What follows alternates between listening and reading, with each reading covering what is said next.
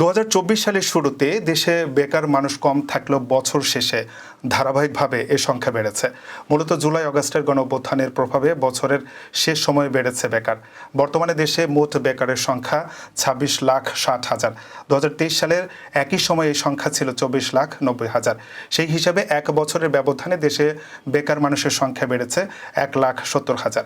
সোমবার বাংলাদেশ পরিসংখ্যান ব্যুরো প্রকাশিত প্রতিবেদনে এ তথ্য উঠে এসেছে, যেখানে বলা হয়েছে দেশের কর্মী নিয়োজিত বা শ্রমশক্তিতে অংশগ্রহণকারী মানুষের সংখ্যা উল্লেখযোগ্য হারে কমে যাওয়ায় বেকার লোকের সংখ্যা বেড়েছে। সম্প্রতি ২০২৪ সালে তৃতীয় প্রান্তিকের শ্রমশক্তি জরিপ প্রতিবেদন প্রকাশ করে বিবিএস। জরিপ প্রতিবেদনে জানানো হয়েছে কৃষি, সেবা এবং শিল্প সব খাতেই কমেছে কর্মী নিয়োজিত জনগোষ্ঠী।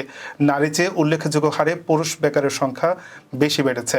আন্তর্জাতিক শ্রম সংস্থার নিয়ম অনুসারে বেকার জনগোষ্ঠী মূলত তারাই যারা গত ৭ দিনের মধ্যে মজুরির বিনিময়ে ১ ঘন্টা কাজ করার সুযোগও পাননি এবং গত ১ মাস ধরে কাজ খুঁজছেন কিন্তু মজুরির বিনিময়ে কোনো কাজ পাননি। বিবিএস এই নিয়ম অনুসারে বেকারের হিসাব দিয়ে থাকে।